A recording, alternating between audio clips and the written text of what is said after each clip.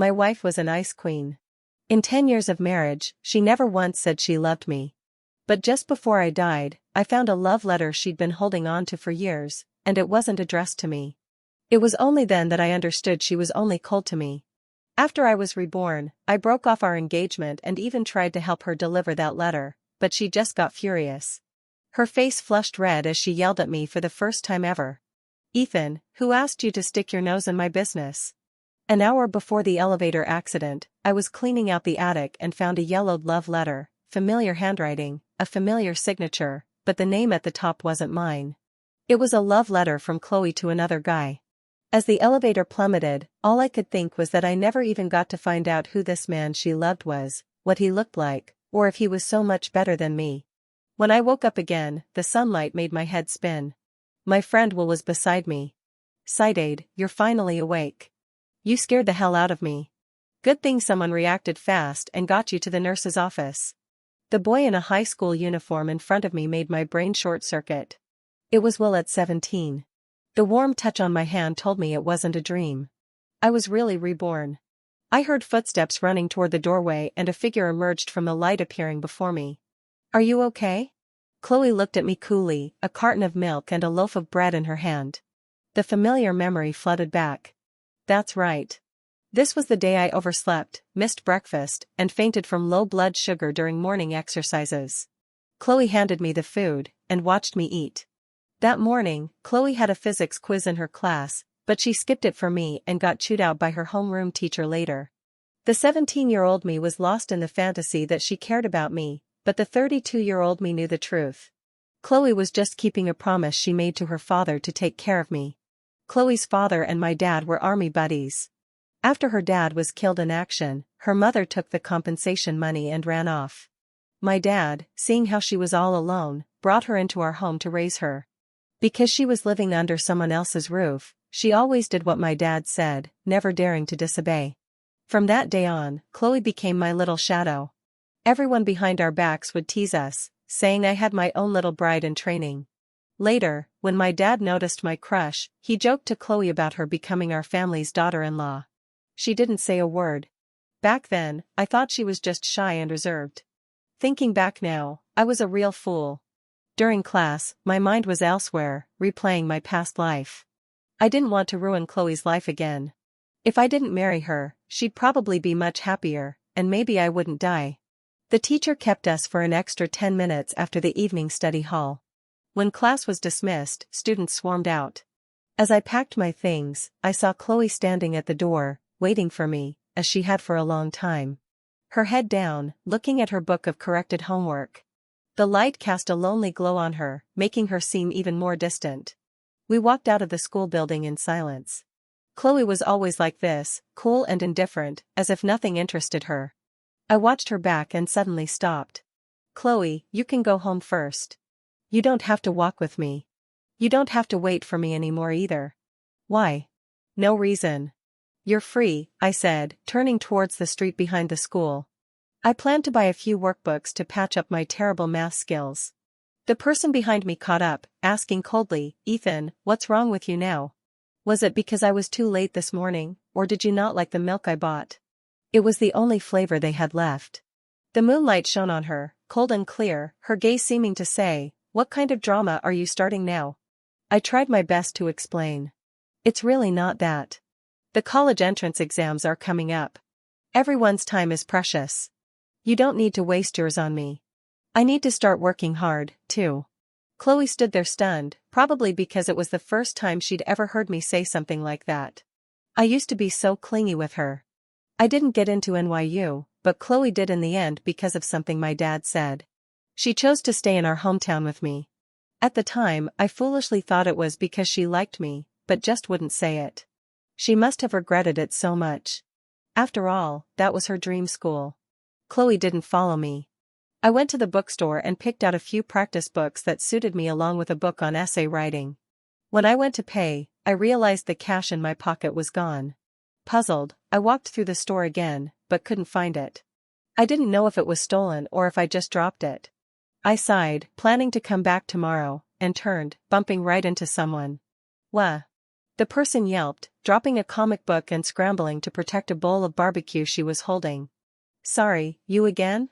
A familiar, cheerful voice said. I looked closely and was shocked to see it was Sarah. We'd become best friends in college. How did we run into each other now? Quite the coincidence, classmate. My friend and I took you to the nurse's office when you fainted this morning. Are you okay? Oh, I'm fine. Thanks, I said, the realization dawning on me. I never knew we had this encounter in my past life. Sarah picked up her comic book, saw me hesitating, and then grabbed the books from my hand and paid for them along with her own. I saw you wandering around the store just now. Looked like you were searching for something. What's up? Lost your money? I nodded quickly. This girl must be destined for a career in criminal investigation. Her observation skills were razor sharp. I told her I'd pay her back tomorrow, but Sarah just waved it off, saying I could just buy her dinner instead. We walked out of the back street. The number of people on the street at night had dwindled to just a few scattered students. I saw a group of delinquents huddled together smoking not far ahead and turned to tell her I'd walk her home. I got my black motorcycle from the parking garage and took her to her apartment building. The roar of the engine finally died down. She was afraid someone from upstairs would splash water down and yell at us, telling me to be quieter when I left. I scoffed, can't be quiet. My baby is just this awesome. When I got home, I surprisingly ran into Chloe at the entrance to our neighborhood. Strange, I told her to go back first. How is she slower than me? Chloe walked upstairs with me. An oppressive silence hanging between us. The elevator doors closed and she suddenly spoke. Is that girl the reason you're trying so hard now? No, we just happened to meet. What a coincidence, she said. Her tone light as if she didn't really care, so I didn't explain further. Back home, Chloe would take a shower after finishing her homework. While she was in the bathroom, I snuck into her room and found the love letter. She always hid things in the same place under a pile of books, easy to find. I opened the letter, but no matter how hard I thought, I couldn't figure out who Leo was. Was he a classmate of hers? With her cold personality, she'd probably never be able to win anyone over. Maybe I should give her a hand. The next day, I went to school with dark circles under my eyes. I had spent all night investigating. But besides 2 girls with the last name Lee in her class, there were no boys named Lee. Math class was a blur again. Even with a second chance, I still couldn't solve the problems I couldn't solve before. It seemed the gap between Chloe and me was destined to be unbridgeable. At noon, I was about to go treat Sarah to lunch when Chloe appeared at the door again, holding a bag with my favorite roasted chicken. Didn't I say you don't have to wait for me anymore? Just go do your own thing. She handed me the bag. Thanks, but you don't have to buy me things anymore. Chloe looked at me puzzled and sighed slightly. Ethan, what did I do to upset you? You've been avoiding me lately. It's not you, it's me. I just figured some things out. I started walking towards the cafeteria, then remembered something and turned back to say seriously, by the way, when my dad joked about you being my wife, he was just kidding. You don't have to take it seriously, and you don't have to listen to him so much. Chloe, good luck on your exams. Go to your dream university. Chloe frowned as if she didn't understand why I was saying all this. I reached the cafeteria where Sarah had already saved a spot for me. What's this? Sarah glanced at the bag in my hand. Roasted chicken. It's for you. Thanks for your help yesterday. Hey, no need to be so formal, Sarah said with a wave. But the aroma of the chicken was too tempting. She ate a drumstick and one led to another until her mouth was greasy. Just as I was about to remind her to slow down, a cold voice cut in. No wonder you were so eager to ditch me. Are you two dating? Sarah jumped, nearly choking. I turned to meet Chloe's cold gaze, feeling a strange sense of being caught cheating. No, wait. We weren't a couple anymore. Sarah sensed the tension between us and made an excuse to go buy a drink. No, I just met her. We're just regular classmates, I said, telling the truth. But Chloe cut me off impatiently. You don't have to explain to me. I'm not going to tell your dad. You don't have to avoid me from now on. After her cold words, she turned and walked away, a hint of anger in her departure. Sarah came back and quietly asked me who that was. From her gossipy look, she probably thought Chloe and I were a couple. I briefly explained our situation, and Sarah smiled knowingly. Oh, childhood sweethearts, huh? She seems to care about you a lot. Not really. Chloe can't wait to get rid of me.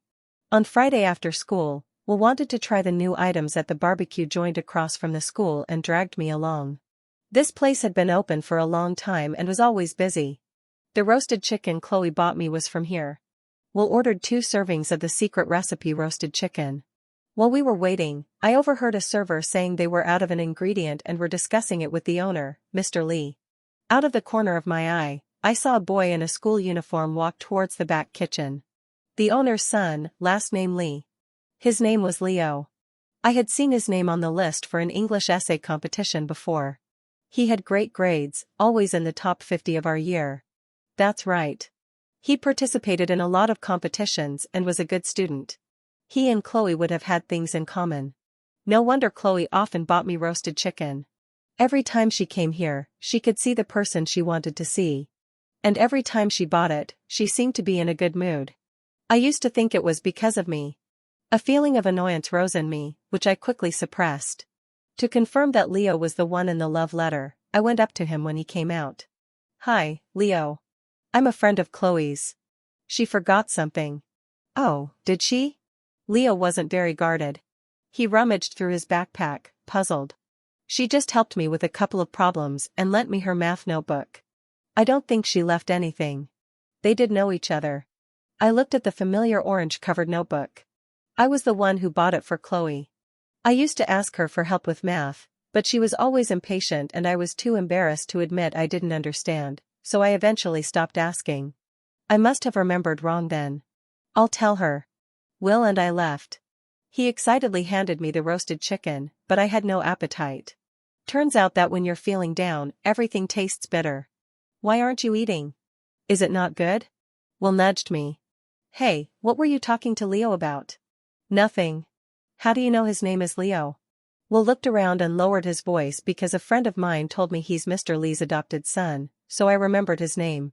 Now I knew who the love letter was for, and a weight was lifted from my chest. I wondered what kind of hopes and feelings Chloe had poured into that letter. I really envied Leo. I remembered when I confessed to Chloe in our sophomore year. What did she say then? She said, "I know." Her tone was cold and distant, as if my confession was just a nuisance. That night after finishing my homework review, I was planning to memorize some English vocabulary when my phone lit up. Sarah had sent me a few documents. "Sarah, this is a math test my mom made. You should try it. Ask me if you don't know something." Her mother was a math Olympiad coach, so I was getting some extra help.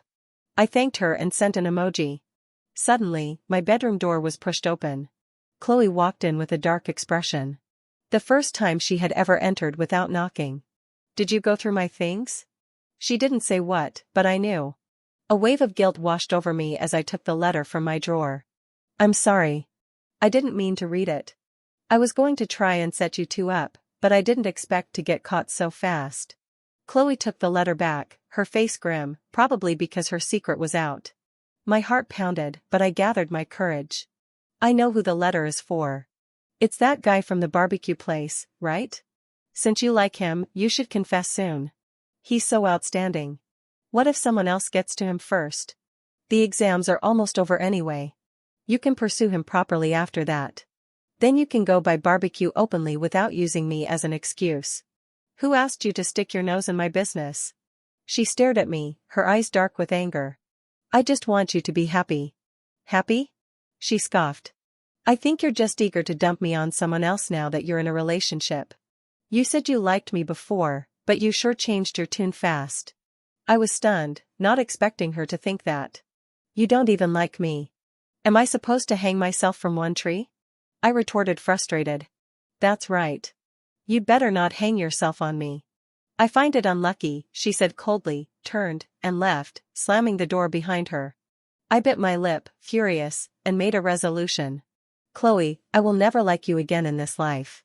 For the next week, I didn't say a word to Chloe. My dad thought we were both just stressed about the exams, so he didn't say anything. Over the weekend, I went to the library with Sarah to study. Her grades were better than mine and her thinking was more flexible. She often explained problems to me. When she got stressed, I'd take her for a ride on my black motorcycle. The thought that we would be best friends for a long time gave me some hope for the future. Perhaps because I was working twice as hard this time, my rank improved by over 10 places in the monthly exam. My dad got a call from my homeroom teacher and was grinning from ear to ear. Chloe, who was making coffee, heard it, glanced at me, and let out a low scoff. So impressive. Dating didn't even affect your studies. Same to you. Having a secret crush on someone didn't stop you from getting first place. Did it? I deliberately shot back, then turned and went back to my room to study, ignoring her ugly expression. 1 month left until the college entrance exams. That was the most focused time of my life. My head was filled with nothing but problems and scores. No room for thoughts of romance. June arrived with the sweltering heat and the exams. This time I was fully prepared, writing with confidence. I even managed to answer part of the final math problem which I had completely given up on before. Though I didn't know if my answer was correct. The final bell rang, signaling the end of the exam and the end of my high school career once again. I walked out of the exam hall and saw Leo and Chloe standing together. She seemed to be agitated about a problem she hadn't done well on and was checking answers with him. Maybe it's true that beauty is in the eye of the beholder. Chloe was always more patient with him than with anyone else. I walked past them towards Will and Sarah. We had plans to go to an amusement park, a KTV, and a theme park to have all the fun we could. In the time before the scores were released, I was out having fun every day, and my dad didn't bother me. The strange thing was Chloe called me every day to ask when I was coming home. Sometimes if it was too late, I would take Sarah home first. Whenever Chloe found out, she would make some sarcastic remark. For example, today was my birthday, my official 18th. I didn't get home until after midnight, having had a little to drink. Sarah walked slowly with me. Downstairs, she suddenly called out to me, "Ethan, can I spend every birthday with you from now on?" It was too dark to see her expression, and I thought she was just declaring the start of our revolutionary friendship. Of course, you're my best bro. I slapped her on the back a few times. She coughed, a flicker of disappointment in her eyes. You hit hard. You almost lost your bro there. We looked at each other and laughed. Just then, Chloe came downstairs to take out the trash. She stared at us resentfully. Ethan, it's past midnight. Aren't you coming home? Hey, you should go. Your little childhood friend is calling for you. Sarah teased in a low voice, waving at me and reminding me to drink some honey water when I got back. In the elevator, Chloe was still nagging. For the first time, I found her as talkative as an old woman. Are you annoying or what? I'm back, aren't I? She choked up, her tone strange. I'm annoying? Didn't you promise me you'd be home before 10 from now on? What if something happened to you? How would I explain it to your dad? Today was an exception. Besides, I was with Sarah and the others. There was no danger. Even if I didn't come back, I have places to go. Not coming home at night. Where were you planning to go with her? Don't think you can just do whatever you want just because you're dating. Chloe's tone became serious, her whole being exuding vigilance. I gave her a strange look. Why are you being so fierce? She looked away uncomfortable and fell silent. When we got home, I was pouring some water when she spoke in a muffled voice. Today was your birthday. Why didn't you invite me? Oh, I forgot. Actually, I hadn't forgotten. I just didn't want to think about unhappy things from the past on such a happy day. Chloe lowered her eyes and went to the fridge to get me some honey. A look of disappointment on her face. After a moment, she handed me a blue box. Happy birthday. Thanks. After drinking the honey water, I had no desire to open the gift box. She hesitated for a moment as if wanting to say something, but then just lowered her head and went back to her room. I had no expectations for her gift. Every year before, she'd given me anime character cards, the kind you could get for free by scanning a QR code on the street. My bedside was still full of them. I unenthusiastically opened the box and was instantly stunned. It was a small hand-knitted boy carrying a cool backpack, looking a lot like me as a child. The knitter was clearly a beginner. There were 2 visible holes. She actually made it by hand. What a rarity in this lifetime. The day the exam scores came out, my dad checked them with us. Chloe unsurprisingly scored high with a 698. When I saw my score of 622, tears instantly streamed down my face. This is great. Just great. You two have really made me proud, my dad said. His eyes red as he patted my head, saying he'd take us out for a big dinner tonight. My dad took a screenshot of the scores and immediately posted it on Facebook to show off. By the way, Ethan, which school are you planning to go to? When are you filling out your applications? I'll stay at the local top-tier university. I want to be close to Dad. Will and Sarah seem to be planning to stay in state, too. Good. Good.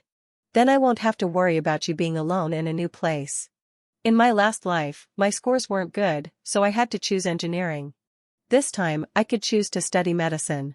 My mother passed away when I was very young because medical care wasn't as advanced back then, so I want to do what I can to contribute. Chloe seemed unsurprised by her score. Leo probably had a similar score. They could go to NYU together. How nice. While my dad was on the phone, Chloe suddenly asked me, "You want to stay here mainly because of Sarah, right? Do you really like her that much? What's it to you?" I was starting to get annoyed with her. She seemed to be getting more and more controlling lately. Chloe stared at me, her gaze no longer as indifferent as before. Ethan, if you just say the word, I can stay in state with you, too. No need. Your scores are so good, it would be a waste to stay here. You should go to your dream school, NYU. Leo will probably get in there, too, so you two can keep each other company. I didn't give him the love letter. My phone lit up with a call from Sarah. Just as I was about to answer, Chloe grabbed my wrist, a bit of anger in her voice. Don't you care at all? Care about what? About you? Who was it that told me not to hang myself from one tree? She was probably furious. I was just throwing her own words back at her and her face suddenly turned pale. I shook off her hand and went to the balcony to take the call. Sarah's parents both worked in state, so she was staying here and had applied to the same program as me. Great, we could go for motorcycle rides together again. After that day, I didn't pay much attention to what Chloe was doing. Whether she was pursuing Leo or not, it had nothing to do with me. The summer flew by. I spent my days hanging out with Sarah, learning to drive, and getting my license, getting a tan in the process. Chloe received her acceptance letter from NYU. She left for school without saying goodbye to me, as if she was still mad at me. The life of a medical student is hectic with so much to learn. I spent my days shuttling between the library and the classroom. Sarah had to schedule time just to have a meal with me. During final exams, I looked at 2 textbook sized to feel like crying. Seeing me lose weight, Sarah often brought me food and helped me review. Why do you look so relaxed? Don't you need to study? I asked her. It's all up here, she said with a shrug. I was equally jealous of everyone with a good memory. Probably because Sarah came to see me so often. Our classmates started gossiping, thinking she was pursuing me. I also vaguely sensed something different in the way she treated me. But Sarah always acted the same as before, so I never brought it up. After the exams, I celebrated Sarah's birthday at school. My mind still preoccupied with whether I got the pathology questions right. Sarah looked at the candles and smiled. I don't have any wishes. How about I make one for you? Ethan, don't be so gloomy. From now on, I'll give all my wishes to you. Maybe that will make you smile. I forced a smile, not holding back. I wish I don't fail any classes, please. Okay, the heavens have heard you. She blew out the candles, her eyes filled with a doting smile. When I went home for the summer, I saw Chloe, whom I hadn't contacted in 6 months. She had still chosen to study law and seemed to be very busy with various debate competitions and club activities at school. For the half-month I was back, we coexisted peacefully like strangers until one Thursday night, Chloe went out to a party with friends and came back very late. I was almost asleep when I heard a stumbling sound at the door. Someone bumping into the entryway cabinet. I came out and saw Chloe sitting on the floor looking dejected. What's wrong with you? Drank too much. I was about to make her some honey water when she suddenly grabbed my wrist. Ethan, I ran into Sarah today and she said, you two aren't even together. I replied calmly. I don't know what nerve I struck, but Chloe suddenly stood up and hugged me, her eyes filled with a complex mix of emotions. Why didn't you tell me? Why did you let me misunderstand for so long? Is it fun to play with me? Don't you know I? She didn't finish, her red-rimmed eyes looking like she was about to cry. I looked at her, my face blank. It was a lie to say my heart didn't stir, but I just found it laughable. Chloe, I explained it to you back then. You were the one who didn't want to listen. What right do you have to question me now? In the silence, she seemed to remember that day in the cafeteria long ago, seeing Ethan with a girl sitting next to him. She had to admit in that moment she was incredibly annoyed, an emotion that had persisted and deepened until now. Chloe wiped her eyes and looked at me with newfound courage. Ethan, I don't think I can let you go. Can you?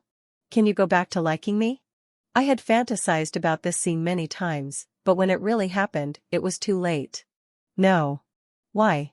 She became anxious, clutching my arm tightly. Is it because of that love letter? I was immature back then. I couldn't tell the difference between admiration and love. I don't like Leo. I just felt a kind of kinship with him. Like we were the same really, but I never felt any love from you. All I felt was your impatience and perfunctory attitude. Give me a chance. Let's start over. I'll make sure you feel it. Okay? She pleaded. Her drunken eyes fixed on me as if I were her last lifeline in a drowning sea. I tried to push her away several times, but she wouldn't let go. The more I resisted, the more agitated she became. Ethan, please, just like me again. She looked up and tried to kiss me. I panicked and dodged, pushing her away forcefully. She stumbled back into the cabinet, a dull thud shattering the quiet night, the pain snapping her back to reality. Chloe's hands fell away, her eyes filled with despair. Ethan, I didn't want to hear any more from her and quickly fled back to my room. The next day, I tried to act as if nothing had happened, but Chloe looked at me with guilt in her eyes. At noon, Sarah came to pick me up. We had planned to see the latest movie. She looked beautiful today, wearing a floral sundress. As soon as I opened the door, she saw my listless expression and grew tense. What's wrong? Are you sick or just in a bad mood? It's nothing. I reached for my hat, but she suddenly grabbed my wrist. There were several scratches from fingernails, clearly from an external force. Who did this? She asked, her demeanor sharp, truly like a future police officer. I did it myself by accident. Sarah clearly didn't believe me. Her gaze locked onto Chloe on the sofa. She strode over and confronted her. Did you do this to him? Yes, Chloe said. She had been staring at us since I opened the door. Her own frustration at its peak. You bitch. Sarah lunged at her. I grabbed her in a panic, but Chloe seemed to have found an outlet for her anger, grabbing Sarah's hair and starting a fight. I panicked, shouting for them to stop. If my dad came home to this mess, he'd kill us. Stop it, both of you. Can you just calm down? I pulled Sarah away, seeing the scratches on her face. A future officer of the law acting so impulsively. But Chloe wasn't much better off. Sarah had been trained and knew where to hit to cause pain. Chloe's face was pale, though the marks weren't visible yet. I glared at Sarah until she quieted down, muttering weakly, "The movie is about to start. Let's go." What movie? Look at you. You're hurt. We're going to the pharmacy. I angrily dragged her out the door, completely forgetting that someone else was also hurt. Chloe watched our retreating backs, her hand covering her cheek in despair. After buying medicine, I applied it to Sarah's cuts. She winced in pain. Don't get into fights like that again. You learned those skills to protect people, not to brawl. Humph, she bullied you and you're still defending her, she said, her eyes wide with defiance. I'm not. I'm defending you. If you got reported and disciplined, wouldn't that affect your career as a police officer? Sarah paused, a smile tugging at her lips, but the pain made it falter. Ethan, you're that worried about me? No, yes you are. After my falling out with Chloe, she didn't do anything else extreme, but it seemed she had really started to like me and was trying to make me feel it. She would come back during holidays to cook for me and give me carefully chosen gifts. Birthdays, national holidays, Christmas. She would always show up at my school. Seeing the dark circles under her eyes from lack of sleep due to catching flights, I just felt she was wasting her time. But all she cared about was whether I was happy. On my senior year birthday, I was moving to a different campus dorm. Sarah was on an assignment for her internship at the police department and couldn't make it back to celebrate with me.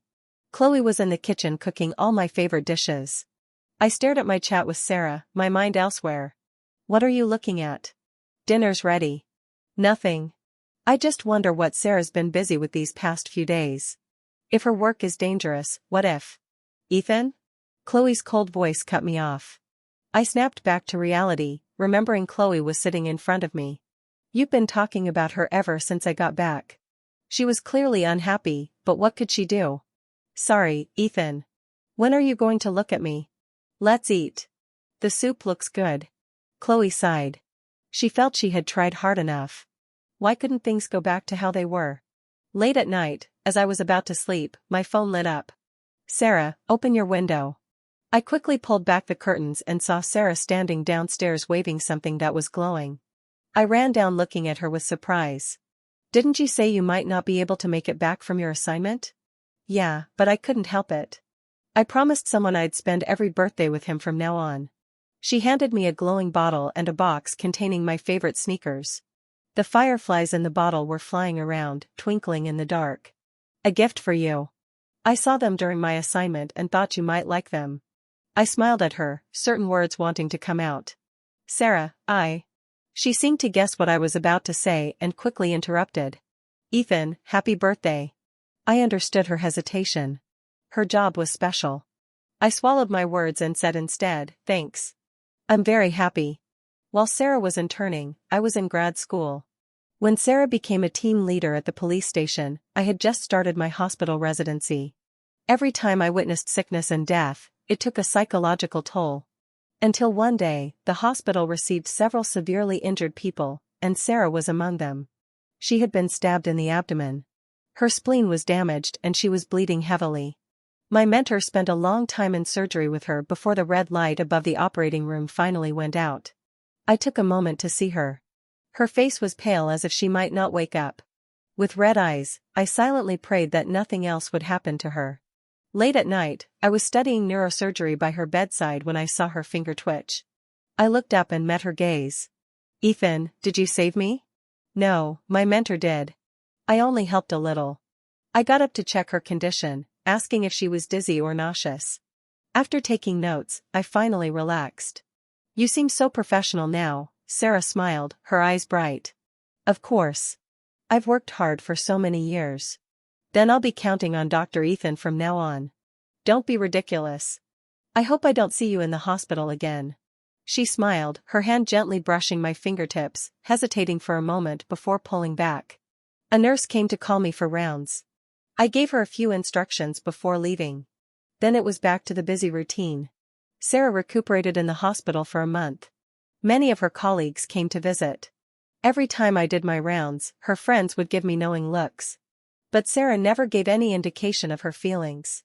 Even on the day she was discharged, she didn't say anything, just dutifully called me Dr. Ethan.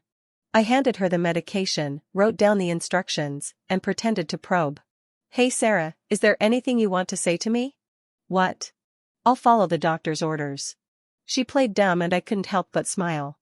In the following years, Sarah was often on assignment, traveling all over the country, and sometimes I couldn't reach her. Chloe was still as outstanding as ever, joining a top law firm after graduation and becoming an elite lawyer within a few years. She was very wealthy now and would occasionally send me strange but expensive things, some of which I never even opened, all piled up in my dad's study. The hospital was too busy. Sometimes I didn't even have time to eat. Chloe came to see me a few times, but we would only exchange a few words before I was called away again.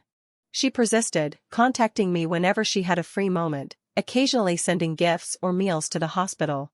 Sometimes when she was drunk, she would call me and ask over and over, Ethan, what will it take for you to like me? Tell me, please, why are you doing this to me? You were the one who liked me first. How could you change just like that? I was wrong. I shouldn't have said those things. Please come back. Please keep liking me. Ethan, I really miss you. No one's feelings change on a whim. In all those years we were together, in the 10 years of our marriage and my past life, she had so many chances to say she loved me. Since she didn't, then that's that. It's time to look forward. Time flew by and I was 32 again. In my past life, I died in an elevator accident in December of this year. I wondered if there would be any accidents this year. The ringing of the phone interrupted my thoughts. Sarah's cheerful voice came through. Dr. Ethan, it's my birthday next week. What are you getting me? I don't know. This girl had been pretending not to understand my hints for years, making us more than friends, but less than lovers, and now she wanted a gift from me. She chuckled softly. The department is promoting me. I'll have fewer field assignments and can finally settle down in the state. And then I played dumb with her, too. And then I'll make my own birthday wish this year. My wish is a bit special. Do you think it will come true? You can try, I said, trying to sound calm, but a sweet feeling welled up inside me. Before we could finish talking, a nurse rushed over, saying the director was calling an emergency meeting. I quickly grabbed my notebook and hurried over. The director announced that a magnitude 8 earthquake had struck a neighboring city and our hospital needed to send a support team. My name was on the list. I quickly packed my things and went with the team. When we arrived, the scene was one of devastation and wailing. My colleagues and I had no time for sorrow and immediately joined the relief efforts. Supplies were scarce, the roads were impassable, and many medicines were unavailable. We all posted on our social media for help, and Chloe contacted me immediately saying she could donate supplies. Me, thank you, Counselor Chloe. Chloe, how will you thank me? Is this the only way you'll talk to me? Me, I have to go. I'm busy. Chloe, be safe. Contact me if you need anything. Late at night, I was about to switch shifts with a colleague when a sudden tremor sent a wave of panic through us. Get under the table, a colleague shouted. I had just taken a step when the ground beneath me gave way. The collapsing earth fell rapidly, and then everything went dark. I lost consciousness. The secondary earthquake wasn't as strong as the first, but it caused significant damage. I was trapped underneath. My body pinned by rubble, unable to move. I don't know how much time passed. My body started to go numb. My hands lost feeling. My mouth was dry, and I didn't even have the strength to call for help. The darkness in front of me reminded me of the moment the elevator lost gravity. Was it all fated? I was still going to die. My phone in my pocket lit up.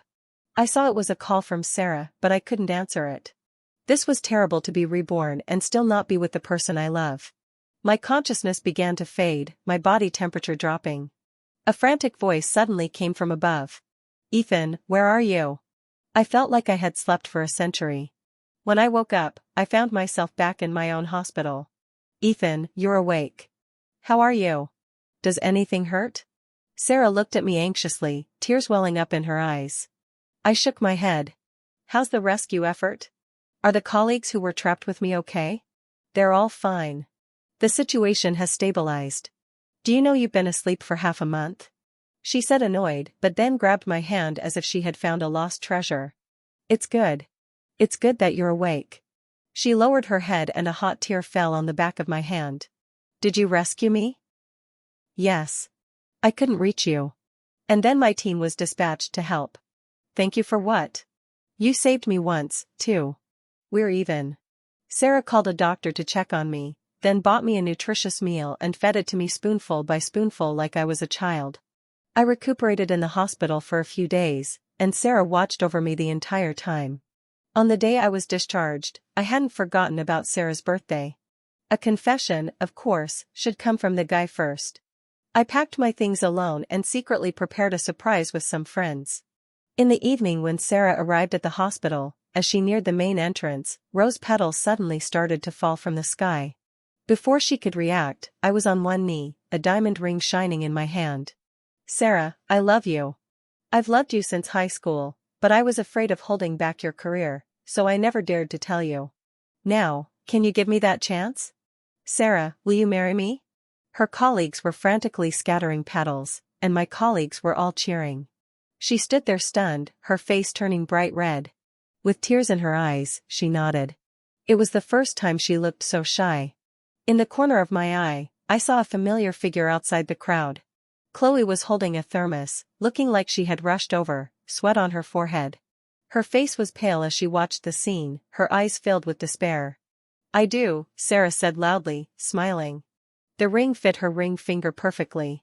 I had finally waited for this moment. Sarah threw her arms around me, crying with excitement. Wow. First time I've seen the captain cry. What do you know? This is love. I'm so jealous.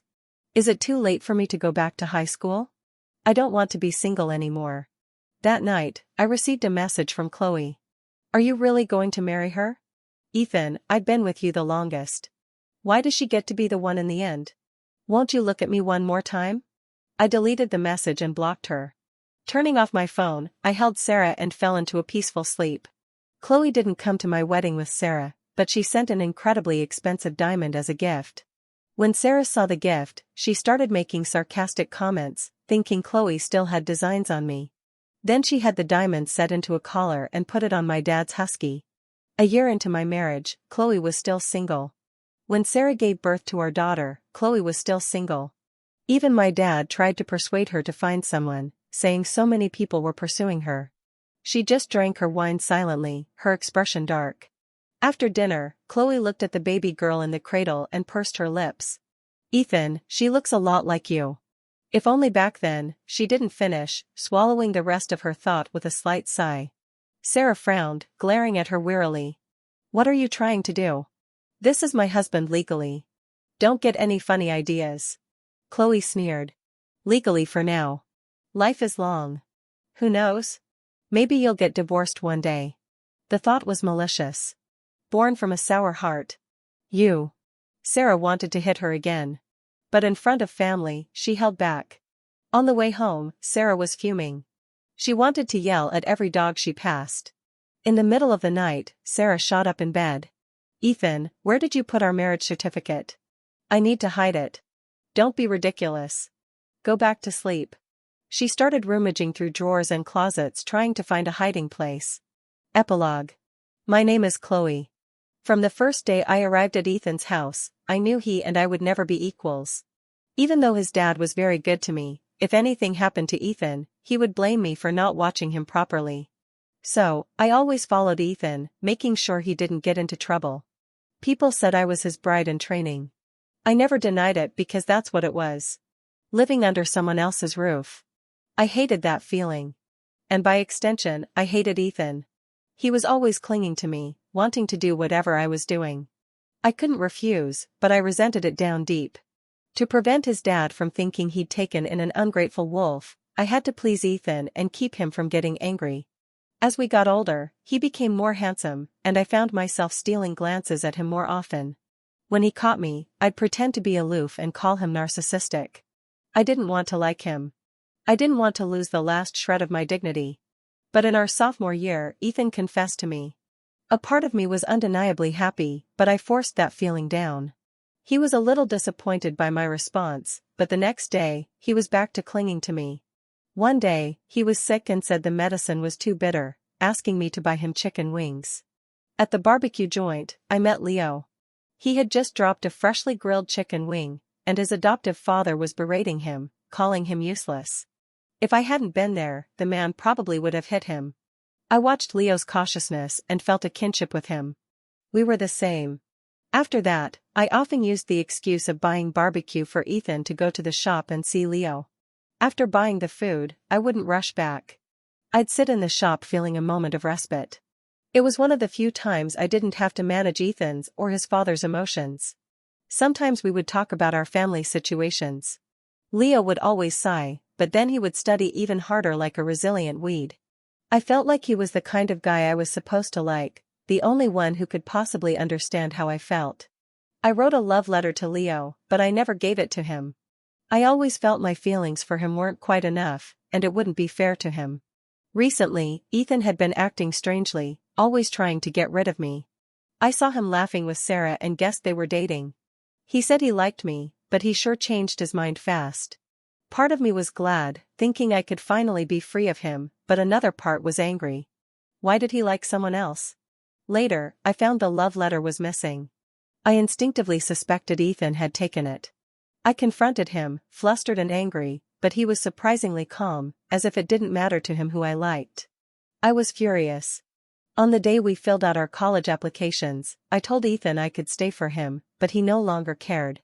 Angry and annoyed, I impulsively applied to NYU, a university far away.